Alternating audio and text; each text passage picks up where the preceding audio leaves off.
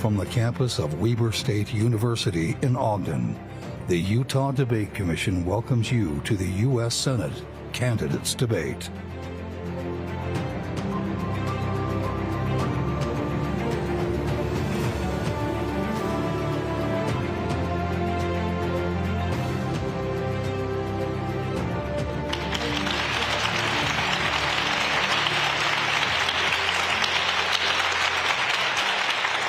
Good evening, I'm Glen Mills, honored to be your moderator this evening. Welcome on behalf of the Utah Debate Commission. We're pleased to come to you tonight live from Weber State University's Brown Center. Tonight, we are hearing from three candidates who have met the qualifications for this debate. The candidates are Carlton Bowen, John Curtis, and Caroline Gleich. We're looking forward to a lively and civil debate tonight with the goal of giving Utah voters first-hand exposure to candidates and good information for your decision-making. A random drawing held prior to tonight's debate determining that candidate Bowen will get the initial response to the first question. We will then alternate turns on the remaining questions throughout the debate. So on that note, candidates, let's begin with this question. Talk to us about why you're interested in the job and why you believe you're the most qualified person to represent our state as its next senator. Mr. Bowen, we'll start with you. Well, welcome. And to my Weber State University alma mater and all who have been involved to help this debate happen, thank you. My name is Carlton Bowen. I'm running to be your U.S. Senator replacing Mitt Romney.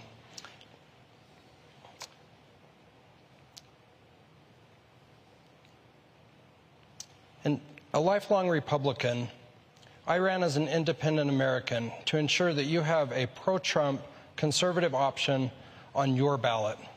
I'm for the U.S. Constitution, and I'm running on a platform of traditional values, traditional money, and our tradition of freedom. Traditional values, it's so simple and basic, it's almost silly that we need to talk about it. But we're at a point in our nation's history where we do need to stand up for what we believe in and be silent no more. So boys are boys and girls are girls. In other words, there are only two genders, male and female. Marriage is between a man and a woman. All right, your minute for that first response is up, so we're going to have to move on. Thank you very much, Mr. Curtis. The question goes to you. Talk about why you would like to have this job and what qualifies you the most. Thank you, Glenn. Thank you to the Debate Commission. Thank you to my two opponents. I look forward to a delightful conversation with you tonight. You know, when I was a young man starting out a business, I had a mentor who told me that when you hire, look for a pattern of success. So with that in mind, I shared just a few highlights from my life. As a young man, I wanted to be an entrepreneur, so with my business partners, we jumped in and we had a business and we worked hard and were successful and became world-renowned for our product and successfully sold that business. After that, I ran and was successful in being the mayor of Provo, where we learned how to cut budgets, cut government spending, and enjoyed a 94% approval rating. And as many of you know, for the last 7 years, I've represented Utah's 3rd congressional district, where I was just recently rated the #9 most effective legislator in all of Congress, and my office was rated #1. Most important, 42 years of marriage, 6 kids, and 42 grandkids. Ms. Gleich, the final response on this question goes to you. Talk about why you want the job and why you feel you're most qualified. I was inspired by the call for the next generation of leaders to step up because it's our generation that's going to have to deal with the issues that Congress is failing to address right now. Utahns are frustrated by the lack of action on the most pressing issues and challenges they're faced with today. Things like housing affordability, attacks on our public lands, the lack of real action on immigration and the air quality and these overall challenges that we're facing. And we cannot keep sending the same kind of politicians and expecting a different result. It's time to change the people that we send to be our leaders. I'm Caroline Gleich. I'm a small business owner, skier, mountaineer, and your candidate for U.S. Senate. And I got my start working on politics with Ted Wilson, who was Governor Gary Herbert's environmental advisor. I've worked on policy at the local, state, and federal levels. I've testified to the House and to the Senate, and I helped to pass the largest clean energy bill in United States history. And if you are ready for change, join me, and please, Utah, vote Caroline Gleich for U.S. Senate by November 5th. Our next topic is the debt, the national debt, approaching an astounding $36 trillion. That's a number that most of us can't even comprehend when we try to think about it. And quite frankly, voters have heard a lot of lip service from politicians when it comes to this issue. So talk about specific ways you would chip away at this debt. Also would like to get your ideas on whether or not you believe we can get back to a balanced federal budget.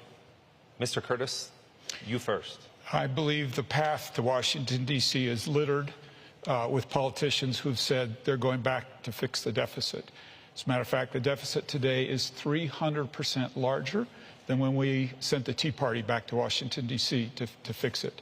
It's clear that what we're doing is not working. One of the points that I've been advocating for in Washington, D.C. is a model done here in Utah. It's called a baseline budget. At the beginning of every legislative session, they agree that if they don't agree on a budget, instead of going into a shutdown or a CR or an omnibus, they actually continue on last year's budget.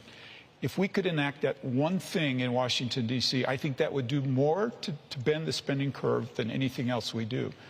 Last year, I was successful with Thomas Massie in getting a similar amendment put into it. It was a little bit different. It had a minus 2% penalty.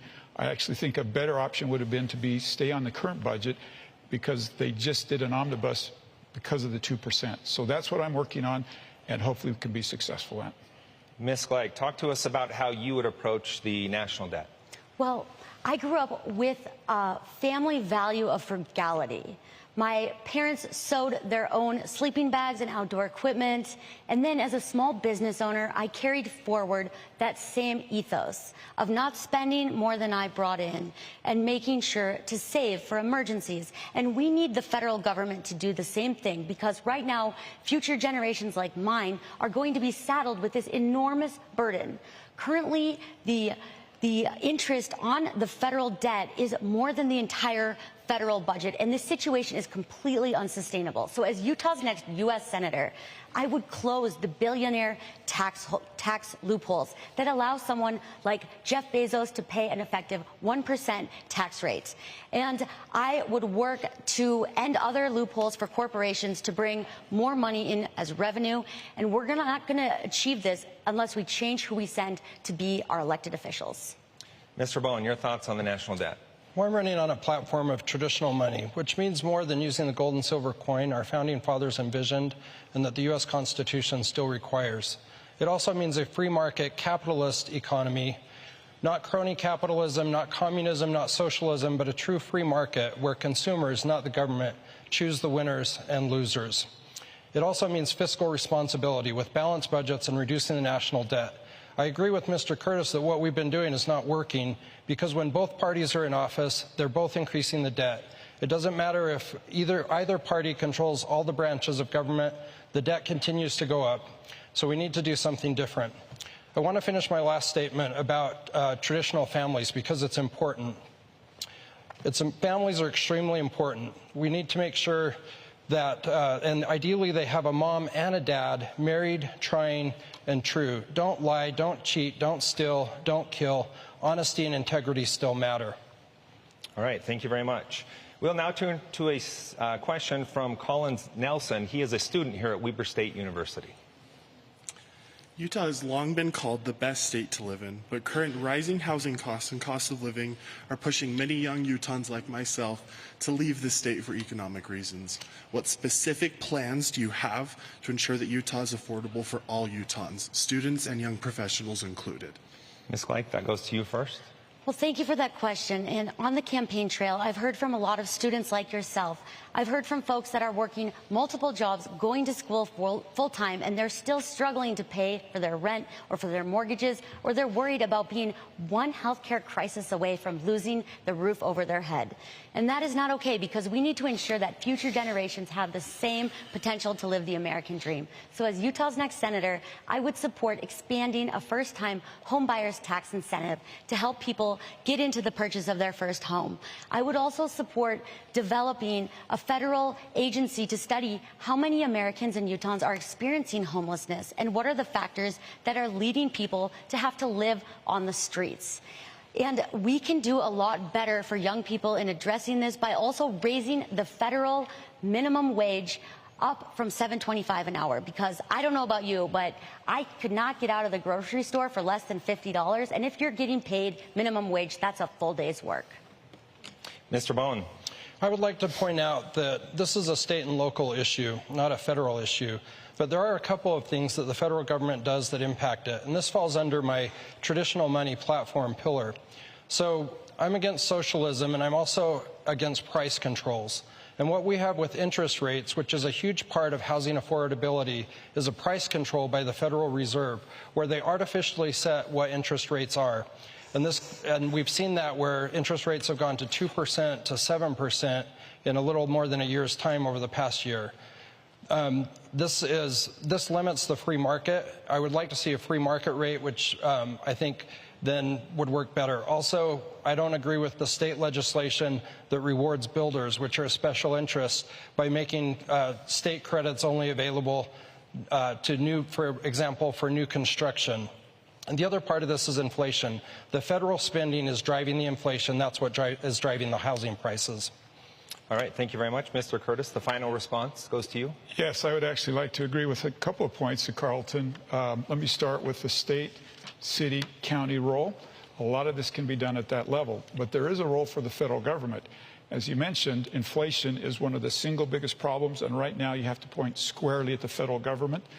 They taught me when I was at BYU that inflation is the result of too much money spending too much money on too few goods. And what are we doing as a federal government? We're turning on the faucet of spending, and we're putting our neck on the supply chain.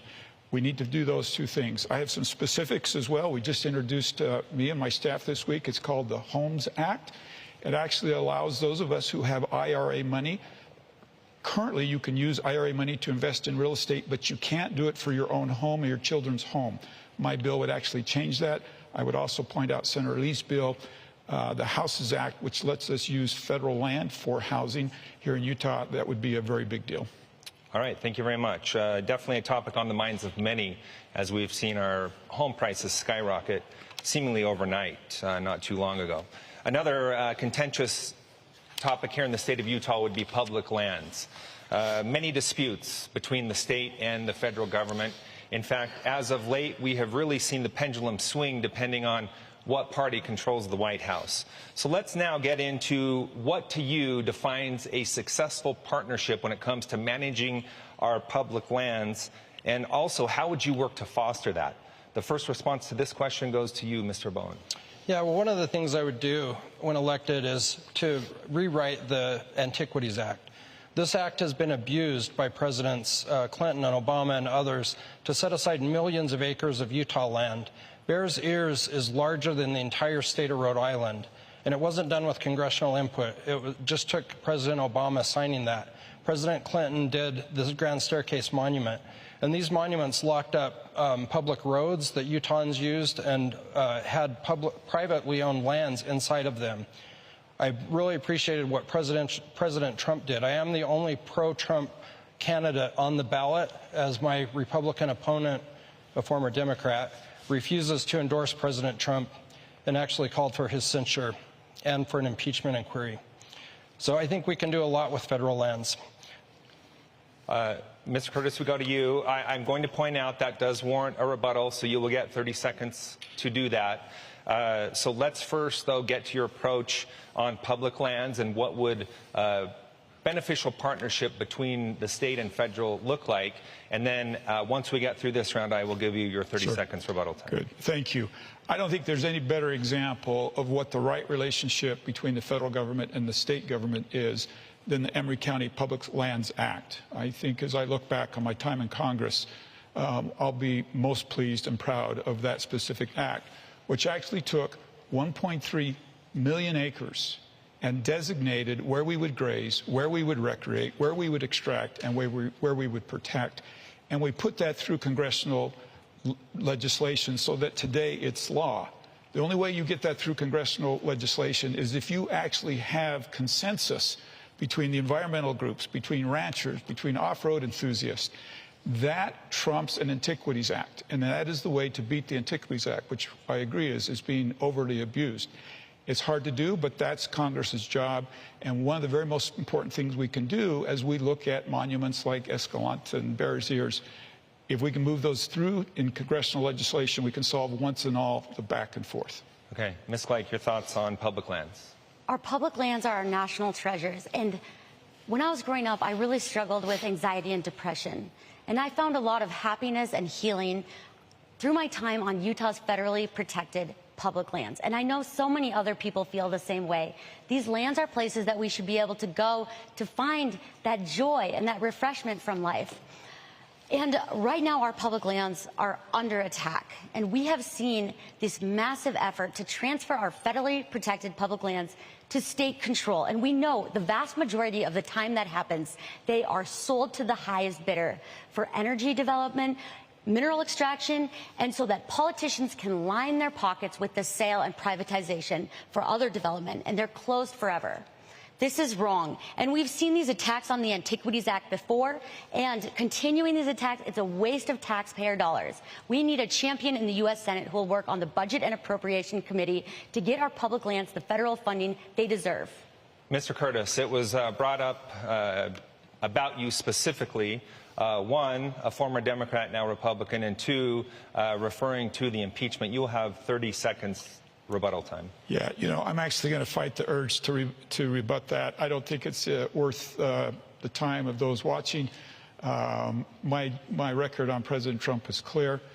When President Trump is doing things that are in line with Utah values, I'm 100% behind him, wind at his back.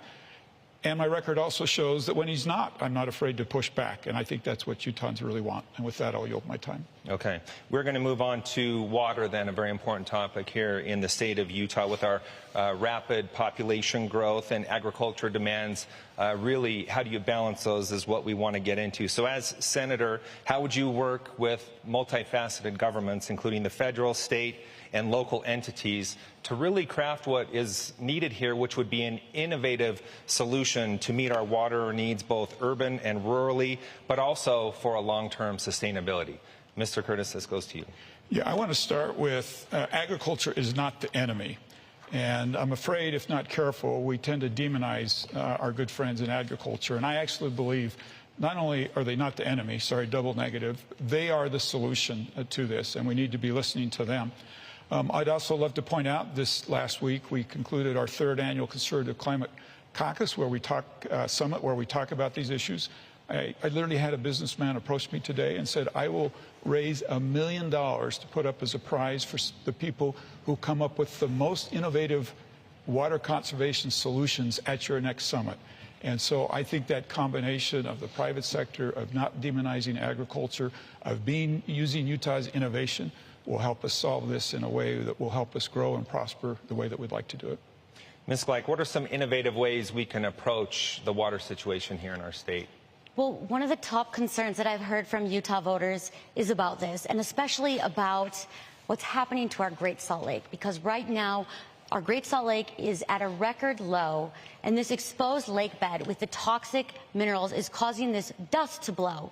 And I think about my baby nephew, and I think about his lungs and the poison that he is being exposed to. And it's not okay. We are not going to dam our way out of this. And currently 71% of the water diverted from the Great Salt Lake is going to agriculture. So not only do we need to speed up water conservation methods to get more water to the Great Salt Lake, we also need to redefine and revamp our entire Western way of looking at water, because the entire Colorado River Basin is connected. And water is a finite resource. We're not going to get another drop. We also need action on the climate crisis. And we cannot keep sending the same kind of politicians and expecting a different result. It's time for the next generation to step in. Mr. Bowen, your thoughts on water? Yeah, I would like to address a couple of points with that. Number one, the Utah legislature passed a law allowing water to be going to the Great Salt Lake as beneficial use. I think this was actually a big mistake. To Caroline Gleich's point, you can't legislate the lake level. When I was alive here in Utah in the 80s, the lake was at flood stages, and they were pumping it out into the desert. And it will be at flood stages again. But the pioneers recognized that water is a critical resource for Utah, and beneficial use meant using it for farming and to live, to drink. And changing that definition to allow a certain amount to go down to the lakes, very dangerous for our state. Also, my Republican opponent, who is a former Democrat, I'll point out that he didn't refute that. He was chair of the Democrat Party. in Utah County from 2001 to 2002, passed legislation giving federal money, which means federal strings, to Utah water authorities. That's also very dangerous. I do want to just remind all candidates that any time you specifically refer to another candidate on the stage, they will get an additional 30 seconds. I heard both Ms. Gleich and Mr. Curtis referred to. However, I didn't really hear it in a negative way that you would need to respond to. So, Mr. Curtis, we will give you 30 seconds. What's negative about being a former Democrat if you were? I agree. Whether it's negative or not, it warrants a rebuttal, and you have 30 seconds for that. Yeah, you know what? I'm very proud of everything that I've done in the past, and I've worked hard consistently throughout my life to promote what I would call Utah values.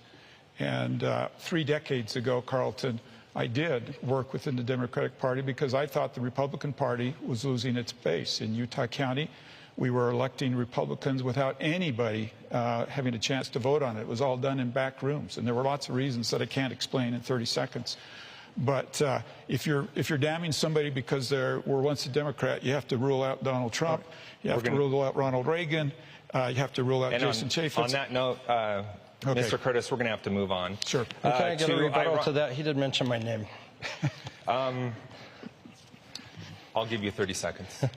Okay, great. Yeah, my problem isn't with being a Democrat. My problem is getting elected as a Republican, but on several key issues continuing to vote like a Democrat. He's mentioned that the climate is his main issue. This is more of an issue of the left, and he's very involved in the climate and going to the UN climate caucuses, which have an agenda that's harmful to Utahns. And so I think that it's not just the party affiliation, it's what that represents after being elected as a Republican. Ms. Gleich, you're saying I would just like to chime in and just illustrate that this extremism and this is not what the voters of Utah are most concerned about. It's not about who marries who or whose bathroom people can go to. That's not the role of the government. And I feel that our current leadership is taking us down a dangerous path.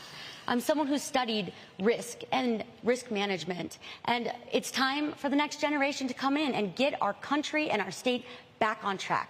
This conversation actually leads quite nicely into our next topic, and that is political climate of the day. Utah voters listing it as one of their top concerns when it comes to political discord in this year's election.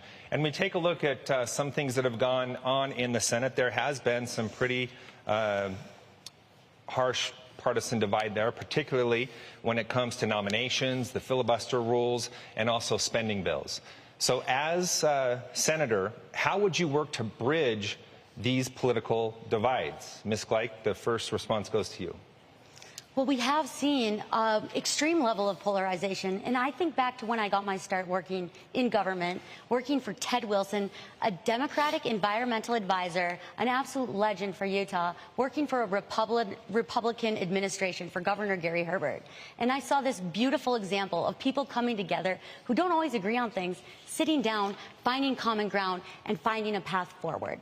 And I know as a voter and as a citizen, I don't think about issues as red or blue, and I don't think about states as red or blue.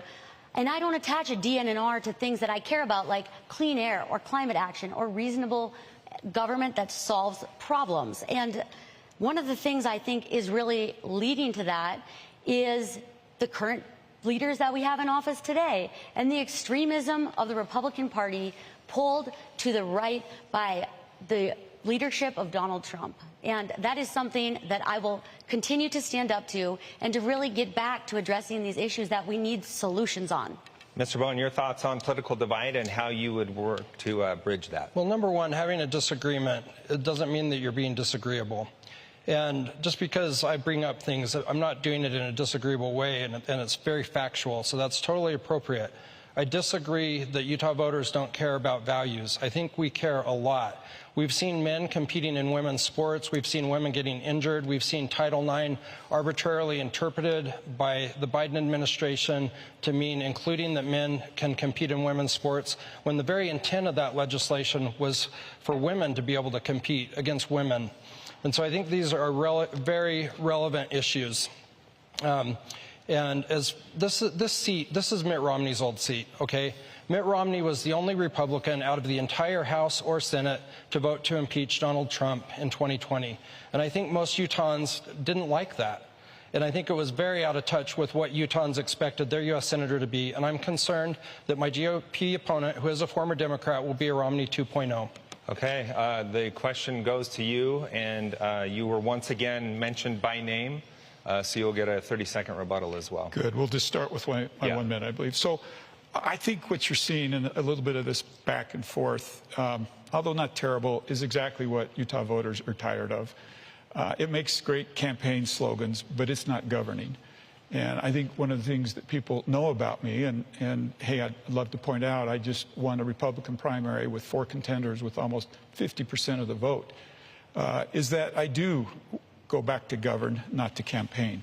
I do like to solve issues. I've passed almost 20 bills into law in the 7 years I've been in Congress. Almost all of that time has been in a divided Congress.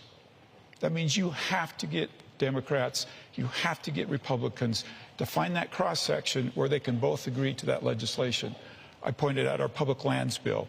I'll kind of switch and marry in my 30 seconds because Carlton is just bent on this former Democrat thing. You know, Utah voters get to decide who represent their values. I'll point out again that almost half of all Republicans picked me in a 4-way Republican primary because I represent their values, and nobody on this stage is known better to the voters than I am. I like that lane. I like where I'm at. I think the voters like it, and once again, they'll get to decide in just a couple of weeks if that's in harmony with their values. Since I was mentioned by name, could I get a rebuttal? No, I did not hear you mentioned by name. I was mentioned twice by name. I did not hear Carlton Bowen come out of. He said Carlton twice. We're going to move on. Okay. We're going to move on I think to. a 30-second we have a rebuttal student here from Weber State University with a very excellent. important question that she wants to ask. So we are going to move on to that. Her name is Marina Paul, and the floor is yours. I'm working with Weber State Votes to register, prepare, and educate students on campus. Do you believe that the younger eligible voting population should be more involved within the voting system, and how do you plan to reach them so they stay engaged? Mr. Bowen, you are first. Yeah, absolutely. I think that the younger generation has a lot of potential to influence elections. And I think there's a lot of great people in the younger generation that do not register to vote and do not vote. I would encourage them to do so. It's a question mark how to reach this generation. Is it through video games or through social media, depending on the gender maybe, because there are differences. Although I have a daughter-in-law who's an excellent gamer, I will say. But yeah, I think it's important to reach out to the younger generation, for them to be involved. And I think there is, you talked earlier about political climate. And on the campaign trail, I've had an opportunity to talk to a lot of people. And I notice some people are triggered, like you bring up the word Trump, and people, like, reason goes out of their head, they get emotional, they walk away. And that is, in fact, impacting the younger generation. There's a lot of people that are afraid to speak up on issues like values in their class because they feel like they'll be silenced and basically rejected, which is unfortunate. Time is up. Thank you for your response. Mr. Curtis? Yeah, I'd love to point out that the 3rd Congressional District, which I currently represent, is the youngest district in the country. So thank you for your question. I think it's very relevant. Obviously, youth here in Utah is a big deal. So I'd just point out a couple of things. If we're going to connect with the younger voter, if we're going to get them engaged, first of all, we have to go to them where they're at. We have to use their tools. Obviously, social media is a big part of that. I'm really proud of the work that me and my team does on social media to connect and reach out with people. But it's more than that. We have to understand the issues, the things that are important to you. Today, housing's been brought up. That's obviously a big worry to many people in that demographic. Climate's been brought up. That's obviously a big issue to many in your demographic. And we've got to be able to talk about these things in a way that they relate to them. And I fear that too often my party just complains about you not being engaged and doesn't spend enough time explaining our principles and why we feel the way that we do. And hopefully we can do a better job of that. All right, Ms. Gleich, the question goes to you. Well, thank you for that question, because one of the biggest goals with my campaign is to inspire young people to get more involved politically and to inspire the next generation of leaders to step up and to run for office. At 38 years old, I am the average age of America. Utah is the youngest state in the nation. We are one of the fastest growing states in the nation. Meanwhile, the average age of the United States Senate is 65. With all due respect to the older generation, Utah deserves a leader that is more in touch with the issues that young people are facing today. And as Utah's next senator, I will work diligently to ensure that young people have access to government as a problem-solving tool. And I will do that by having universal voter registration when you get your driver's license. I will work to have universal vote by mail using the great model that we have here in Utah. And I will make voting day, election day, a national holiday, and also pass comprehensive campaign finance reform to end Citizens United and ensure that corporations and billionaires cannot buy an election. Okay, we referred to a little earlier nominations specifically, which is a responsibility of the Senate. Let's dig deeper into judges, though, and how they are nominated and, more importantly, confirmed by the Senate. It wasn't that long ago that judges could go before the Senate, and it wasn't all that controversial. That has changed as of late. So talk about what it is, the most important qualities that you would look for when assessing a judicial nominee as to whether or not you would give them your confirmation vote. And this question goes to Mr. Curtis first. Yeah, obviously, for me, number one qualification is, do they understand the Constitution? Are they committed to the Constitution? And will they interpret the Constitution the way the founders intended rather than the whims of the political day? So that's very important for me. I think if there's a second characteristic, it would be the character of that individual.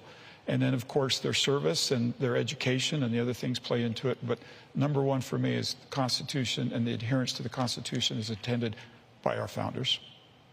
Ms. Gleich. I also firmly believe in our founding fathers' vision in the separation of powers and the check and balance overseeing these branches of government, the executive, judicial, and legislative branches. But currently, our Supreme Court has been radicalized by the appointment of these nominees, and we've seen some really troubling decisions that are impacting our everyday lives and that are eroding that separation of powers and that check, especially on the executive branch. We should all be deeply troubled by the Chevron decision, by the presidential immunity decision, and the overturning of Roe versus Wade with the Dobbs decision. And so some of the things that I would do to change that are to enact a binding code of ethics for Supreme Court justices and to enact 18-year Supreme Court justice term limits to ensure that these leaders are not being influenced by billionaires, special interest groups, or other types of corruption. Mr. Bowen, if you were the next U.S. Senator from Utah, how would you assess a judge? Well, I would also use the U.S. Constitution, but I'll note that the U.S. Constitution had very few roles for the federal government. The Founding Fathers established our Constitution basically to provide for national defense and diplomacy. And what my opponents are proposing and what they have voted for is way more than that as far as what they fund and increasing the debt ceiling, all of that. I disagree with what was said about the Supreme Court rulings. I actually think the Supreme Court rulings are excellent. And I think the justices that have been put on the bench are actually applying the text of the Constitution. And that's why we're getting these excellent rulings that go back to the original intent of the Constitution. I would also use that as a criteria. I mean, it's the main criteria, but I think my understanding of the Constitution and what it allows the federal government to do and what it doesn't is much different than my opponents. I'm going to take a follow-up on this one real quick, and we're going to have 30 seconds each. There's been some talk about potential terms and limits when it comes to the U.S. Supreme Court or even at the federal judge level. Would you support those or not, and why? Mr. Curtis. Yeah, no, I like the Supreme Court. I find it ironic that when the Supreme Court is not making decisions that are in harmony with an individual's beliefs, somehow it's the fault of the Supreme Court. I join Carlton in saying I like the decisions. The Chevron doctrine is an incredibly important decision, not just for the United States, but for Utah. Our federal agencies have grown way out of control, and the Chevron doctrine is one way to rein them in. So I don't support term limits for them. I don't support increasing or packing the court. And I think the Supreme Court has done a fabulous job through the last few years and, quite frankly, through history, even though I haven't agreed with all their decisions. Ms. Gleich? I absolutely support term limits for our Supreme Court justices and for federal judges. And it's because the longer that someone is in office, the more likely they are to be unduly influenced by foreign actors or other influences, corporations, billionaires. And yeah, we need to make it easier to have new leaders step up so that we get fresh ideas and better leadership and representation. Mr. Bowen, 30 seconds for your thoughts on term Well, limits. it's the U.S. Constitution that establishes the judiciary is for life. And so you'd have to do a constitutional amendment to change that. And yeah, I'm opposed to that. I think that we just need to have good vetting by the U.S. Senate, which is one of the primary roles of the Senate, to make sure that judges, are going to vote the way that they say, that we understand their judicial philosophy. And so, no, I'm opposed to changing the Constitution to do that. All right. We're going to now dip into foreign policy. As we speak, really there are several global hotspots. Talk to us about who you think or what you think is the greatest threat to United States interests currently and what specific actions should be taken to manage that. Ms. Gleich, it goes to you first. One of the most defining moments in my life is when I had the opportunity to visit an aircraft carrier deployed in the Adriatic Sea under NATO control. And I was inspired to go on that trip by my father, who is a Korea Air Force veteran. And on this aircraft carrier, I felt enormous pride in the young men and women that serve and that worked with NATO countries around to ensure that we are standing up to the rise of dictators nationally. And what worries me internationally, what worries me is seeing the Republican Party that is trying to get the U.S. to withdraw from NATO. That will harm our standing, and it will be a huge impediment to the defense of democracy worldwide. I'm deeply troubled by the rise of authoritarian regimes around the world, and we need to stay in NATO and to stay with our democratic allies around the world. Mr. Bowen, your thoughts on the biggest threat to United States interests globally? Yeah, well, let me just say to start off with, since I didn't get it included in my opening statement, is that I served in the United States Air Force honorably. And my wife of 37 years, Linda, and I, we have 6 children and 14 grandchildren, we've lived in Texas, Virginia, and South Korea. So I disagree that the Republican Party has been trying to withdraw from NATO. I think that President Trump very wisely was getting NATO member countries to increase their donations to NATO. I think he actually helped NATO a lot. And again, I'm the only pro-Trump candidate. I really appreciate and support what our president has done in the past and what he will do again in the future. I don't know why a Republican candidate for U.S. Senate from Utah would not endorse our President Trump, the Republican nominee for president. Mr. Curtis, your thoughts on the biggest global threat to our interests and specific actions? I'm going to give you a long-term and a short-term. For me, long-term is China. I lived in Taiwan for 3 years. I speak Mandarin. I was on the Chinese task force in the House of Representatives. And while I dearly love the Chinese people and the Chinese culture, I'm very worried about their leaders' dictatorship that is as hard on their own people as they are on other people. Our relationship with China is severely broken, and we need to fix that relationship. We don't have the option of decoupling. We need to fix the relationship. Long term, I think that poses the greatest threat. Short term, I'm worried about, obviously, Ukraine. I'm worried about the Middle East. I also had a chance to live in Jerusalem in 1979 when Jimmy Carter signed the peace accord with Egypt and Israel. I was there. In my office hangs the newspaper that I kept from the next day with the 3 of them shaking hands, which people said would never happen. Bottom line, we have to distinguish who are our friends and who are our enemies. Iran is not our friend. Israel is our friend. Hamas is not our friend. We've got to be very clear. Putin is not our friend. We've got to be clear who are our friends and who are not. Immigration is our next topic, a big concern also for voters, and it really has been a focus of campaigns both here at the state level and the national level. Congress has talked about but struggled to pass legislation when it comes to immigration. So As a senator, what must be included in legislation for you to be able to support it, and what would be a deal killer? Mr. Bowen. Yeah, thank you. Well, I can tell you that I support legal immigration. I'm opposed to illegal immigration. We need to enforce the law. The problem with immigration isn't that our laws are defective, it's that we aren't enforcing our laws that we currently have. I will note that my Republican opponent, who is a former Democrat, sponsored a bill, H.R. 6637, that basically provided amnesty for illegal immigrants. And I am opposed to amnesty. You asked what I would not include. I would not include amnesty. It just encourages people to break the law again in the future. It's a huge problem. If you do amnesty as a compromise, you just continue to have this problem be worse more and more down the road. Mr. Curtis, that question goes to you. When it comes to immigration, what would legislation need to include, and what would be a deal killer? Yeah, and may I add a few seconds more to deal specifically with the amnesty charge? Yes, but if you would like, let's get into your answer first. So and then I think what you're seeing is politicking versus governing.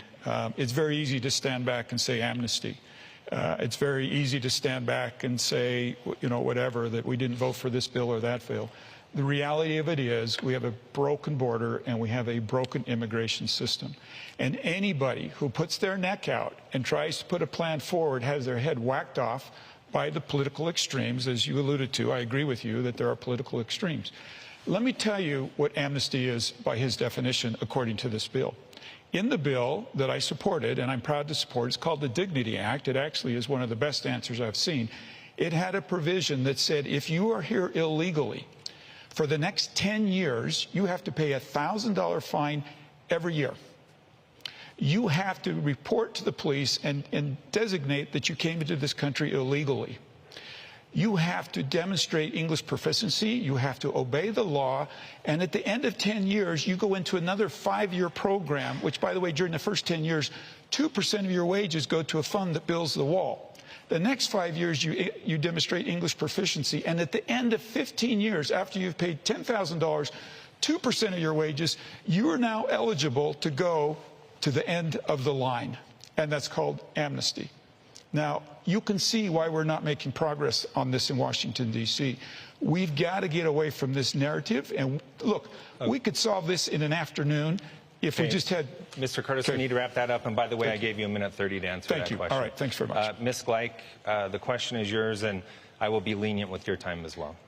Well, we need to tackle this issue. We need to solve this issue, and we need to secure the border where it is economically and environmentally feasible to do so. We need to fund and deploy more border agents, and we need to deploy modern technology to stop the influx of fentanyl. Beyond that, we need to provide immigrants, vetted immigrants, with a legal pathway to citizenship. And folks in Congress had the opportunity to do that, and they failed to take action. And I would pass the bipartisan immigration bill that Congress worked for over a month on. But beyond that, I think we need to put ourselves in our immigrant community's shoes, because Utah was founded by people who came here to find a better life for themselves and their families. And I would expect that our officials and our leaders would have more kindness and compassion in our hearts to how we treat our immigrant communities, because they are our neighbors. They are hard-working, tax-paying citizens here, and we need to do more to ensure that they feel safe and to stand up against this hateful and denigrating rhetoric that I've seen around our immigrants. And last of all, we cannot go back to the Trump-era family separation policies. Those were inhumane and cruel, and I feel strongly that our immigrant communities deserve better. Could I get a rebuttal to that, since she referred to me as hateful? Well, I didn't hear her refer to you as hateful there. She just said that she was... Okay, that's fine. I didn't hear it as though she was directing that specifically at you. She so pointed her for the arm sake at of me. conversation and what those who are here to hear from you as the candidates, I would like to make the judgment call and move on to the next topic. And that is abortion. The U.S. Supreme Court overturning Roe v. Wade, leaving it to the states to decide. So what we have seen since then is a patchwork of laws throughout our country. Many, because of that, are calling for federal legislation to make it standard across the board. Do you believe that that is the way to go, or do you support it at the state level? And this one will first go to Mr. Curtis. People that know me know that I'm absolutely pro-life. But we don't talk about enough the fact that I'm also pro-life of the mother. And I'm also pro-life of that baby after it's born. And yes, the Supreme Court did make a decision that sent that to the states, and I support that decision. I believe that's where it needs to be. I also think that's where we're going to find the most thoughtful conversation about how to deal with this. Let's be honest. Republicans tend to talk about the babies incessantly.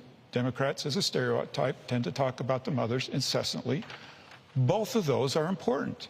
We've got to find the common ground between those. And I think that's best done on the state level. And I think what you're seeing here in Utah, where there's vast agreement that we need exceptions for the life of the mother, for rape and incest, and that we have to have a thoughtful conversation about the overall health of the mother altogether, are important conversations that will happen better on a state level. Ms. Gleich, would you support a national standard, or do you believe it's best handled at the state level? Well, since the overturning of Roe versus Wade 2 years ago, we've seen these dire unintended consequences of the Dobbs decision. In states like Utah with this uncertainty, we've seen 1 in 5 OBGYNs considering leaving. We've seen an increase in the number of women who die during childbirth. And we have also seen this spread into attacks on IVF. And for my husband, Rob, and I, IVF may be the only way that we can start a family in the future. My opponent has said, I wish as a man I didn't have to make these decisions. Well, Representative Curtis, you don't. And it's long past time to end this egregious government overreach into our most personal and intimate decisions.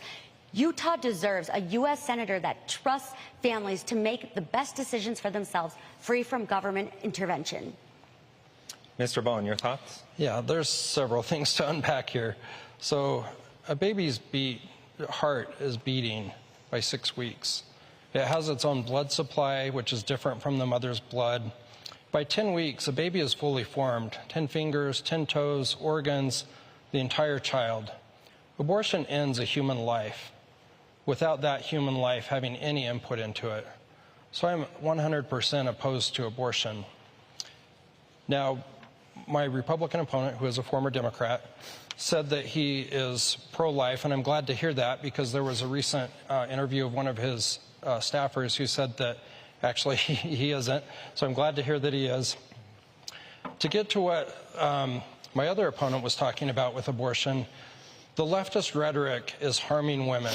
There is no state in the United States where you cannot get health care for a miscarriage from an abortion, but there are women who are afraid to get it, and the same with IVF. That is not an abortion-related issue. Okay, Mr. Curtis and Ms. Gleich were both specifically mentioned.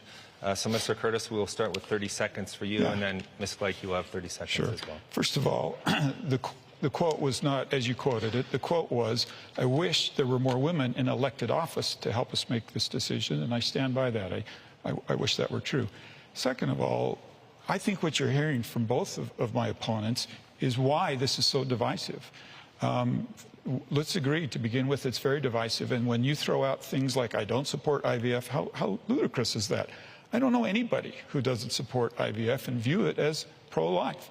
And so I think it's time that we dial down the rhetoric, that we have serious conversations about how to move forward. Okay, Ms. Gleich? Well, my opponent and other House Republicans have introduced legislation that would effectively ban IVF, the Life Begins at Conception Act. And the Project 2025 agenda would defund and close Planned Parenthoods around the country. Now, Planned Parenthood is where people go to receive treatment for STDs, to get cancer screenings, to be screened for ovarian, cervical, and other types of cancers. And so these decisions are going to have a dire effect on Americans' ability to receive life-saving reproductive health care, because abortion is health care. We are getting very close to time for our closing statements, so we're going to go to a few quick lightning round questions. We'll give you about 15 seconds each on these. So the first one is the federal government doing all it can to provide assistance after natural disasters? And this one goes to Ms. Gleich first. I would say no, because just last week we saw 200 Americans die in the aftermath of Helene. And our current politicians have voted against funding for FEMA. And so, no, I do not believe we are. And we're also not doing enough to Okay. address the climate crisis. Mr. Bowen? America is about self-government. We're supposed to be able to help each other out. And FEMA is preventing people from doing that, and there's actually no constitutional authorization for FEMA to go in and take charge and prevent other people from helping. So absolutely no, we're doing a poor job. Mr. Curtis? FEMA is failing. I wish everybody could go watch Ron DeSantis be interviewed about his response. He was ready. His state was ready. They had tens of thousands of utility workers ready to go to work. I suspect Utah would do the same thing. And we can't just rely on the federal government. All right, next question. We're quickly approaching. I want to remind you again our time for closing statements. Day one, if you get elected to this, going into office, what would be your first priority, your first line of business? Mr. Bowen. Yeah, well, I think it's really important to do audit the Fed. We have a Federal Reserve organization that's never been audited by Congress, and it handles a lot of money, a lot of potential for corruption. Okay. 10 seconds to you, Mr. Curtis. Permitting reform. It's one of my biggest issues right now. It's one of the biggest impediments to our national security, to our energy future. So clearly permitting reform. Ms. Gleich. Ending fossil fuel subsidies and making polluters pay for the devastating impacts of the climate crisis. All right. We have now reached the end of this debate, a random drawing held earlier, determining that the first closing statement would go to Mr. Curtis.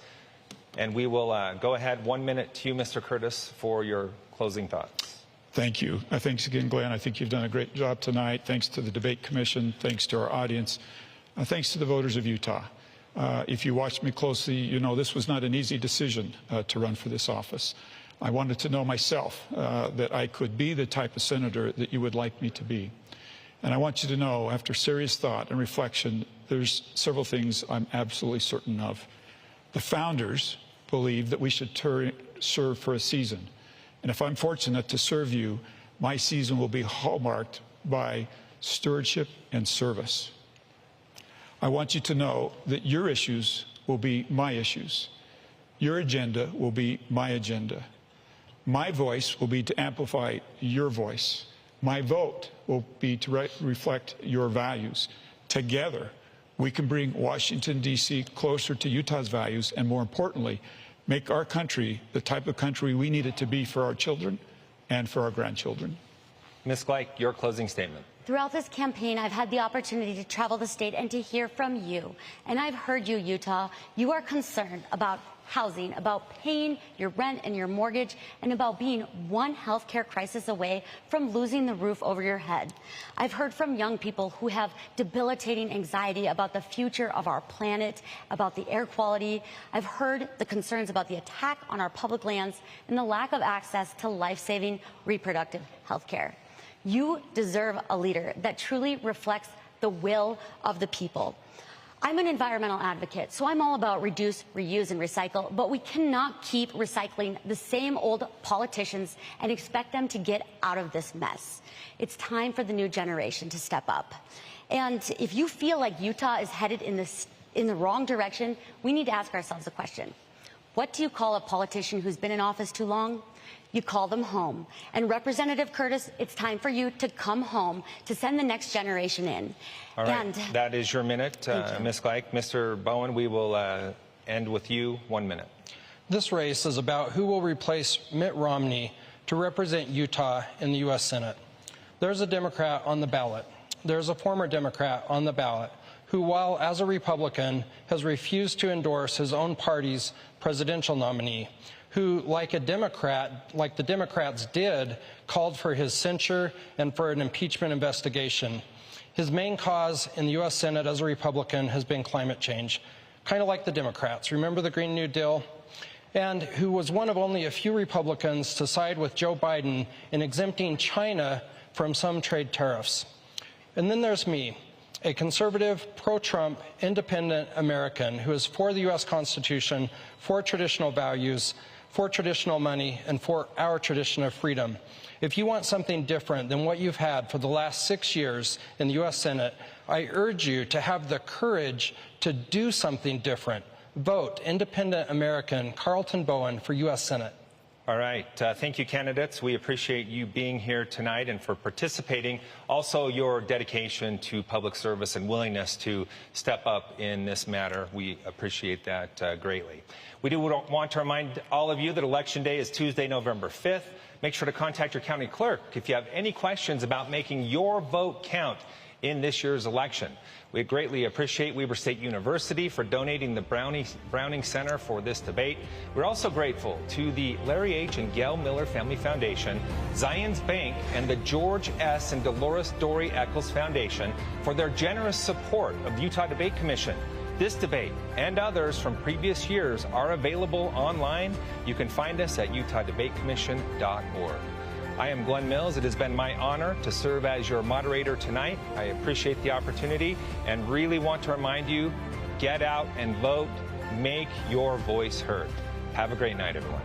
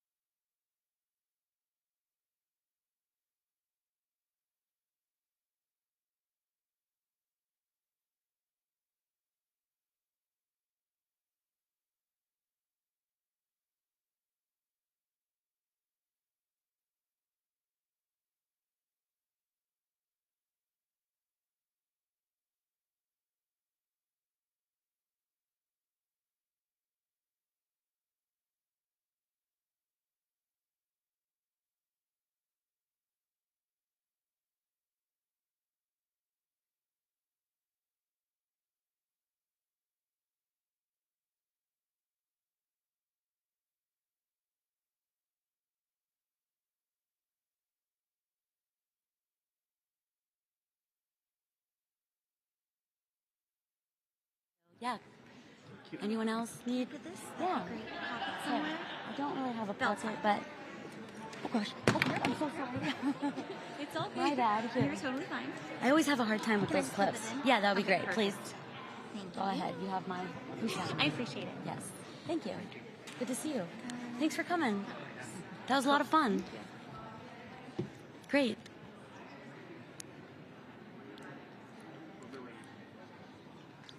Are we waiting for these guys? Okay, let's begin.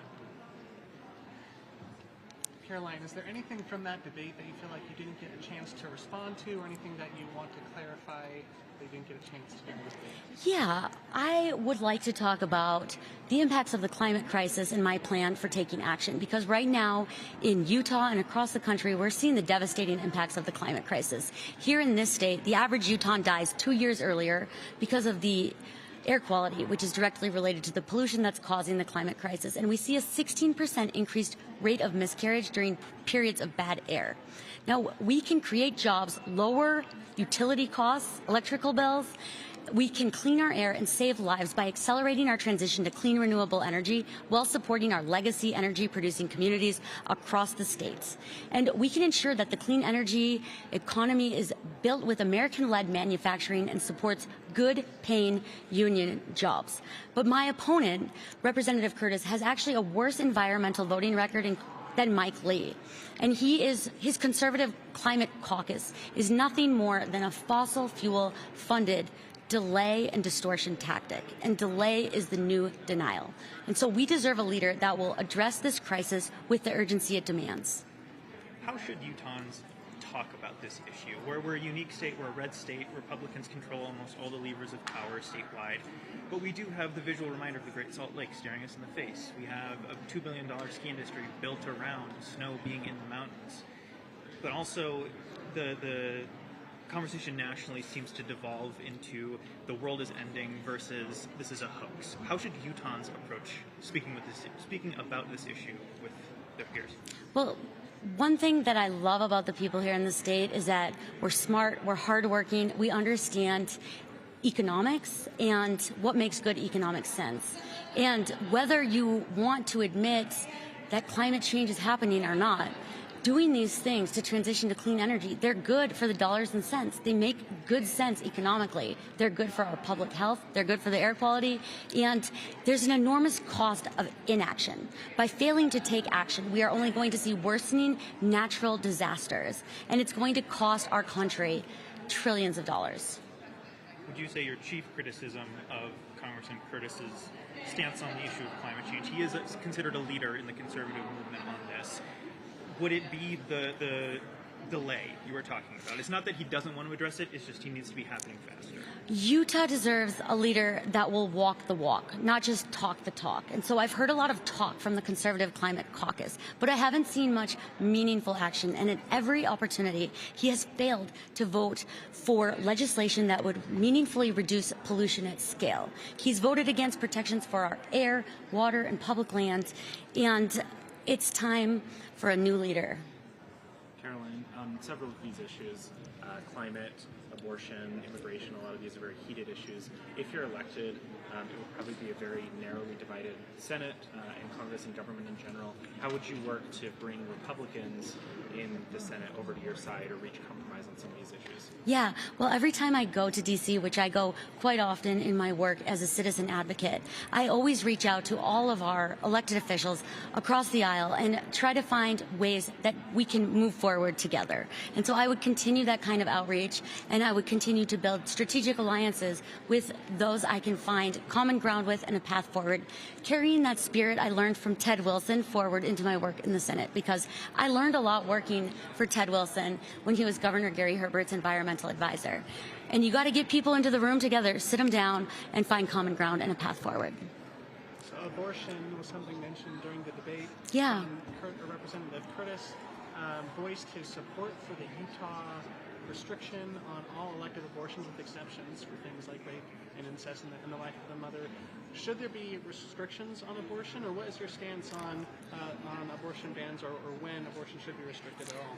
I think about my dear friend Nina, and so Nina had her first pregnancy that ended in a stillbirth.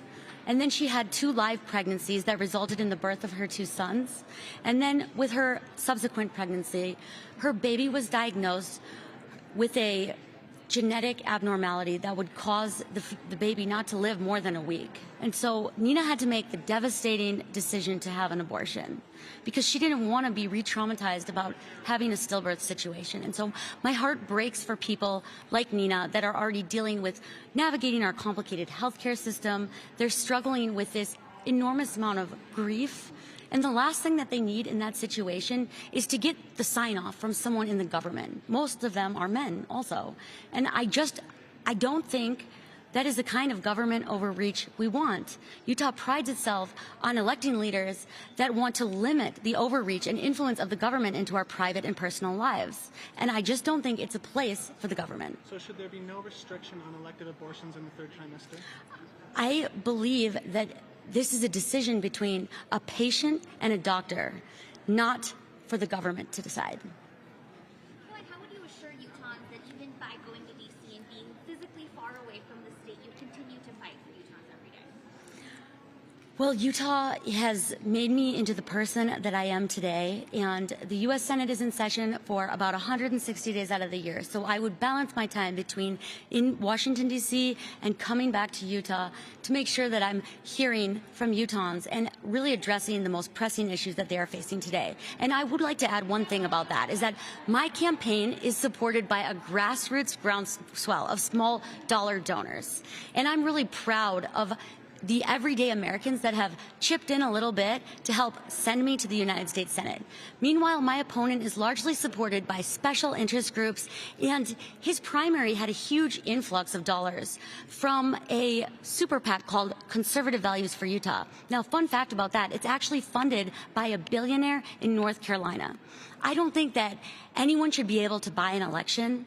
And so I would continue to bring that same spirit of making sure that I truly represent the will of the people and that I'm not working for special interest groups, corporations, or billionaires. Caroline, how would you prioritize childcare in your first 100 days? Well, thank you so much for that question, because a huge pillar of my campaign is advocating for Utah families. And I've really heard firsthand the struggles that Utah families and parents are facing right now to afford the enormous costs of childcare. And I've heard from many parents, especially mothers, that simply couldn't afford it. And maybe their heart was also in science, but they had to leave their job at the lab because it was simply too expensive to have childcare. So I would support funding universal pre-K. I would expand paid parental leave for moms and dads to ensure parents get that quality time with their child. And I would also ensure that we have a federally funded school lunch program to help alleviate that burden for parents when they're getting their kids out the door to go to school, and also so that no student goes hungry, because we know that students can't learn when they're hungry. Who's next? Who's next? You talked a couple times during the debate about how this is a generational challenge. Can you talk a little bit more about how you see this as a changing of the guard, or is that what you're talking about? I mean, why do you think that we need a new generation of leaders, and why do you think Congressman Curtis, who's not an old man necessarily, it's time for him to step aside? It's really that we see better policy when we have more of a diversity of ages and backgrounds and experiences represented. And currently, the Senate especially is very homogeneous in terms of the gender and the age breakdowns. And so I really think with Utah's demographics and the fact that we are one of the youngest states in the nation, that we deserve a leader that is truly more in touch with the challenges that young people are facing today. And I think that's really what it comes down to, is I'm much more closely connected to what the average Utahn is dealing with today than Representative Curtis. The immigration question. Yes. You talked about how putting ourselves in their shoes. Yeah. And so forth. Should people who are here illegally be deported? I mean, you said you don't want to break up the families. Yeah. But I mean, how would you approach it to try to get a great handle on those who are here now? We need more. I believe that smart immigration policy can help address a lot of different issues we're seeing, from the unaffordability of housing to the shortage of affordable housing units. We need skilled laborers and people to do those jobs, to build those housing units. Smart immigration policy can help address rural decline. There's so many different ways that having more vetted immigrants in our communities can help with some of the issues that we're facing. And so I don't believe that we should be deporting vetted immigrants that are paying taxes and that are working hard to contribute to our economy. Thank you very much. Our time's up. Thank you. Appreciate it. Have a good one. Thank you so much. Thank you so much. Thank you. Great to see you. Thank you all so much.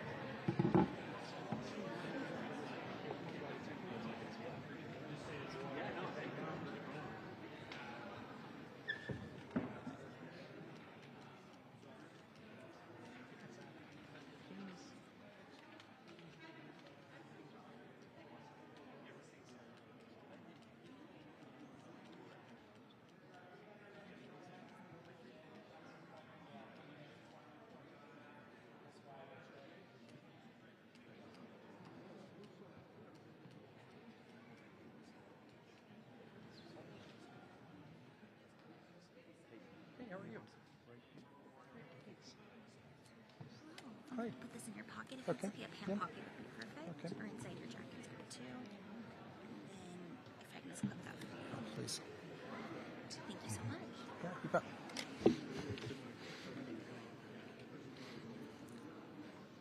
Let's begin. You seem to make a issue of Congressman Curtis's former partisan affiliation. Yeah. It came up numerous times. Why do you think that's relevant? Why do you think voters should? Well, I think a lot of voters don't realize the party affiliation. And if it was just party affiliation, that would be fine. But it's the way he actually votes back in D.C.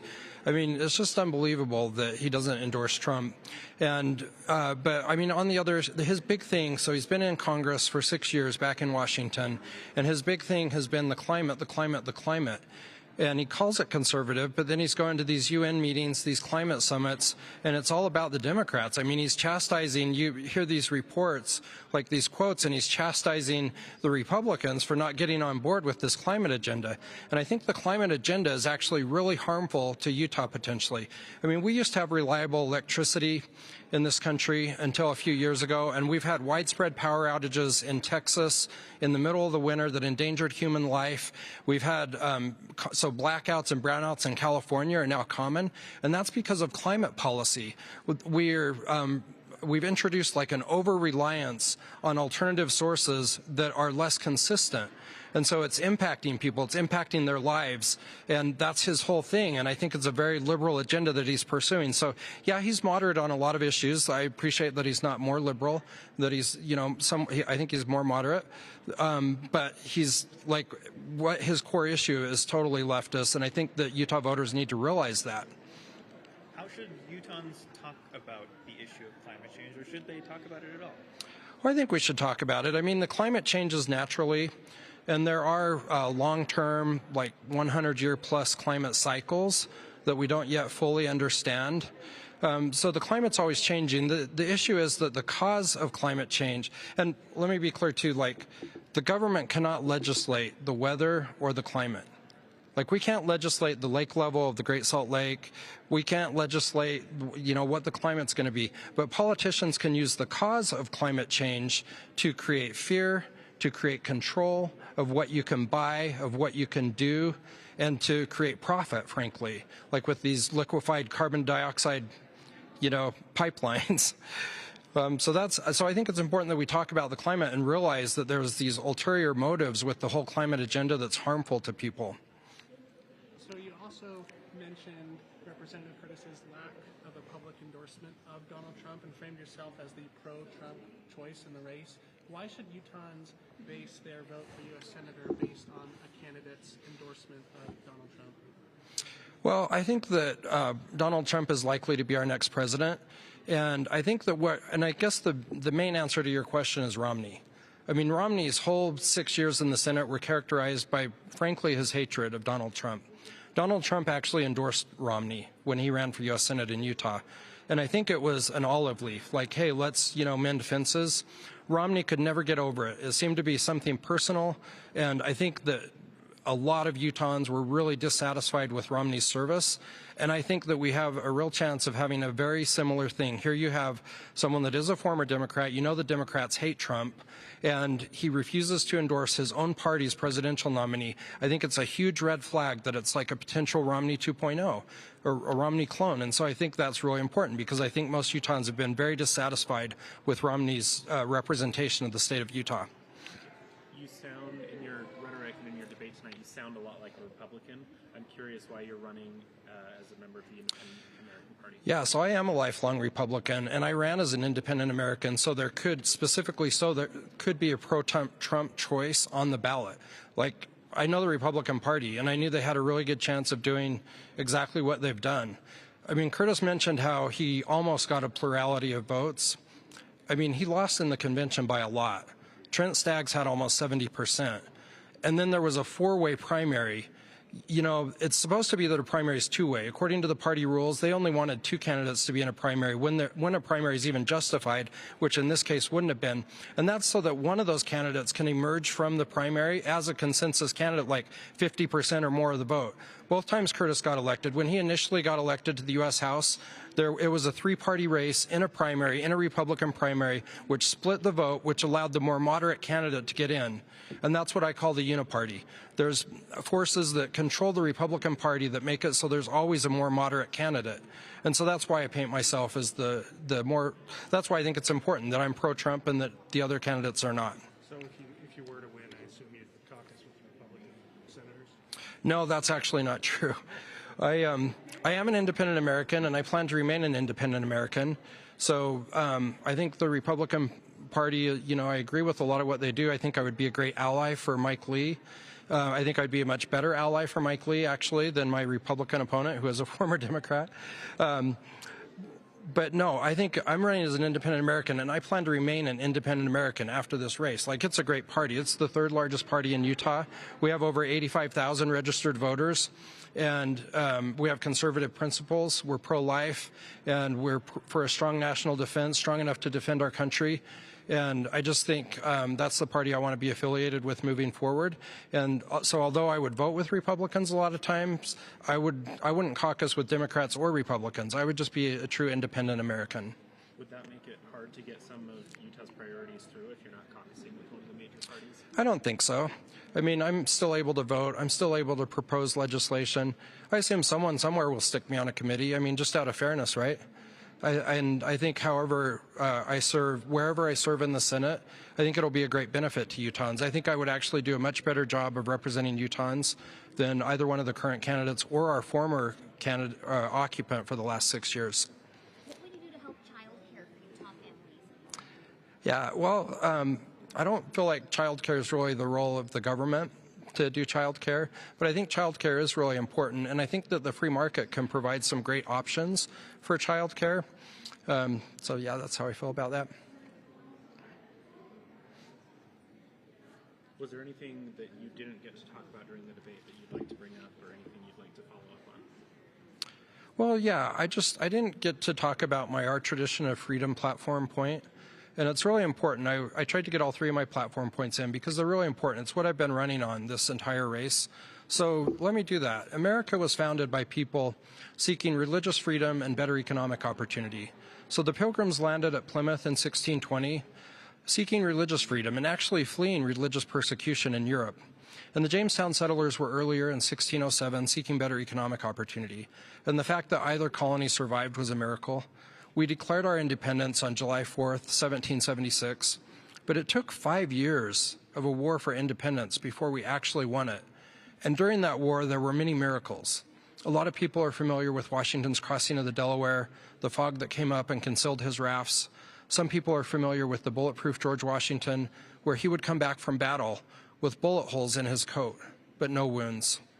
A lot of people aren't familiar with the last battle of the Revolutionary War, the War for Independence, which was the Battle of Yorktown, Virginia. So there were actually multiple ships of British reinforcements ready to land at Yorktown, Virginia. And a huge storm came up, which prevented these ships from landing, and it persisted day after day after day after week until Cornwallis was forced to surrender. You see, God is the author of our liberty. Our national motto is, "In God we trust." Indeed, we must if we are to remain a free and prosperous nation. Thank you. Thank you. Thank you. Thanks for your questions. What organizations are you with? I'm with KSL.com. Awesome. My name's Bridger. Nice to meet you. Nice to meet you, Britta. The Desert News. My name is Brigham. Nice to meet you, Brigham. Thank you. I'm Sean with KUER. Nice to meet Awesome. Thank you. I'm Mike Lee with Fox 13. Thank Nice you. to meet you. Can I grab this from you? Thank you so much. Thanks for your questions. Robert with the Tribune. Nice to meet Awesome. Robert Gerke? Yes. Yeah. I've read your stuff for years. Yeah, it's been around for a while. Thank you for your questions. Take care. Thank you.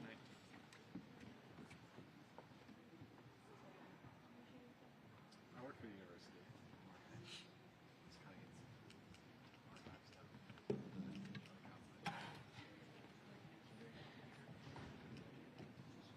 Yeah.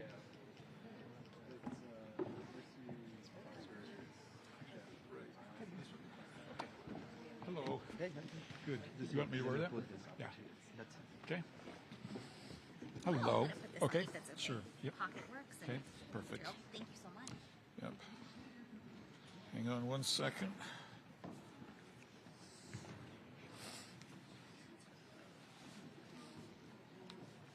We good? Who's starting? So, you're a former Democrat. Did you get that point? Hang on just a moment. Are we good? Are we good? Okay, thanks. Yes. Yeah, he seemed to make an issue of that. He also made an issue that you weren't endorsing Trump. Right. You didn't take the opportunity to clarify your position on that. You want to... Yeah, I think I did. I'm very clear on it, and I think one of the problems is there's this narrative that with President Trump you're either all in or you're all out. And I had a chance to serve with President Trump for 3 years, and the way I treated the relationship is when he was promoting something that was good for Utah's values, I was all in, and I wanted to be wind at his back. When he was not, I wasn't afraid to speak up. And one of the things I like to point out, if people say, well, give me an example of that, he spent too much money. It's out of line with Utah's values, and I didn't vote for his budgets. Are you going to vote for him in November? Yes, from the beginning, I have said I would vote for the Republican nominee. Climate was an interesting issue. Yes, I wish we didn't. It's unfortunate that we didn't really get to unpack that because obviously, it means a lot to Caroline, and he was obviously misunderstood my position. So I wish we'd have had a half hour on that one. Yeah, I just wonder if you wanted to talk about being attacked. It seemed like from one side for being too liberal. I know. Actually, through the whole night, there was that narrative, right? Like I can't be right enough here and I can't be left enough on this side. I think anybody that's had a chance to hear me talk about climate understands that I do it from a very conservative perspective. So much so that the left would say, you're not serious about it. But I believe that there is a solution for our energy needs that's affordable, reliable, and clean, doesn't leave us dependent on another country for fuel, and is right in harmony with conservative values. And you will know we've talked about that a lot, and I spent a lot of time on that.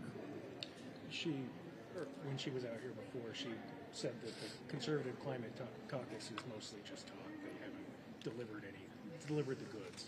Can you give us an example of something that's tangible? Well, first of all, let me say, I think all of us would have said 4 years ago, 3.5 years ago when I started this, if there were 85 House Republicans who had signed up for a caucus that said the climate's changing and man's had an impact on it, we would have called that success. And I can tell you that all around the country, these 85 Republicans, when asked in town hall meetings if the climate's changing, instead of going to the default of it's a hoax, are now saying, let me tell you what I would do. And many of them have pieces of legislation. I'll just point to some of my own on geothermal, on nuclear. 18 House Republicans just signed a letter to Mike Johnson saying that we would not repeal the IRA. And I think you can point to numerous examples, both where we've acted together as a group and where they've acted individually to put forward what I call affordable, reliable, clean solutions. Ms. Gleich also said that delay is the new deny when it comes to conservatives and climate. Is the Conservative Climate Caucus delaying progress? What's your response to that attack? Yeah, I think one of the problems with the climate movement on the left is this idea that you can never be good enough, right? That you can never be worthy enough, that you can never do enough to satisfy them, and then move the goalpost. And like I say, I will just tell you that is not the feeling of most of my Democratic colleagues in the House who speak to me all the time and express gratitude for the work that I'm doing and, quite frankly, join me in our legislative efforts. On the public lands question, you focused on the Emery County bill you sponsor.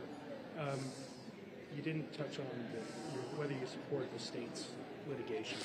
Yeah, mostly because of 60 seconds, but I'm happy to expand on that. Yeah, I think one of the false narratives in this is somehow federal government good managers, state bad managers. It's just not so. And I'm a strong advocate for those closest to the land are going to take the best care of it. And I think we can document throughout our state's history, not a perfect record, but a very, very good record. The federal government's record hasn't been perfect either, by the way. You look at some of our uranium mining and things like that. And so I support local control, and I do support the state's effort. During the debate, you made an effort to kind of transcend the efforts by your opponents to pin you down with kind of partisan labels or maybe partisan talking points. But do you think there is a place for senators to be team players and be, supporters of their party and be partisans in that sense. I know one criticism of Mitt Romney is that he has maybe not been that or constantly on the opposite side of his party on important issues. I do believe, as you go to Washington, there are moments when it's a team sport, and there are moments when you need to be an individual. And I think the House shows you a really good example. When we don't function as Republican, as a team, we lose. We have no leverage. And so there have been things that I voted for in the House because it moved the team forward. And there's also been moments in the House where I've said, no, that's so out of line with my values and Utah values, I can't go along with that. And I think that's actually one of the toughest things we do is deciding at what points are we a team player and at what points are we an individual. And I can't give you a recipe other than to say, at the end of the day, you have to follow two things. What are Utah's values and what are my values? Given your track record, Congressman Curtis and Senator-elect. You can call John, works fine. John, if elected as senator, with your track record of bipartisan support within the House, how would you prioritize issues like child care? Yeah, I have a women's council. They've told me that's their number one issue is child care. And that has to be balanced, for me, with deficit, right? We could solve this if we didn't care about spending, but I think that's what my colleagues and I need to find. Senator Romney's done a lot on this. I did support the tax bill that we sent to the Senate several months ago that had child care in it. I would like to see us find a solution, and the balance for me is I've got to figure out how to do that without impacting the deficit in a dramatic way. What do you think you could accomplish as a senator that you weren't able to do? It's a really good question. I'm asked that a lot. I will tell you one of my greatest frustrations in the House has been that most of the impactful legislation was cooked over in the Senate, changed in the Senate, and then it comes to the House for an up or down vote. And I have no amendments, no opportunity to influence that. And I'm really looking forward to having a chance to change legislation as it's being shaped with more influence than I've had in the House.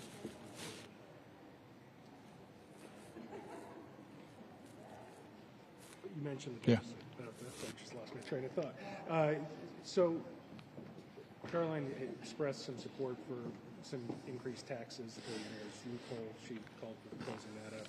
Would you be supportive of increased taxes to get the deficit under control, or is it purely a cutting exercise? First of all, let me address the billionaire tax cut. I think it's very important to note that the Democrats, when they were working on the IRA, were looking for pay-fors. And at the time, they were saying, oh, we're going to tax the rich. That's how we're going to get these pay-fors. In the end, they didn't do it. And I believe the reason they didn't do it is it's not just as simple as tax the rich. How do you do that? Nobody really has a formula that even the Democrats, when they had a chance, they didn't need a single Republican vote. They didn't do it. And I believe because, A, I think it's a little bit of a myth that they're not paying their fair share. We could have a really long conversation about what a fair share is, right? I mean, that's a hard thing to figure out. But there's also just no magic bullet to tax them. Now, to better answer your question, first and foremost, I think it's a spending problem, and that's where I go first.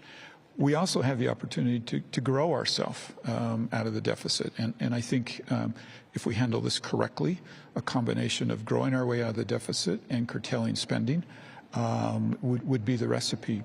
I'm happy to look at any injustices in the tax system that's somehow a loophole, and certainly I would look at those. If there are individuals not paying their fair share, bring it to me, but nobody has yet showed me a real specific where I could do that. Good? Yeah? Thank you. Thanks, everybody. Yeah, thanks very much. Thank you so much. Is this you? Yes. Okay. Thank you so much. Of course, yeah. Thanks, Congressman.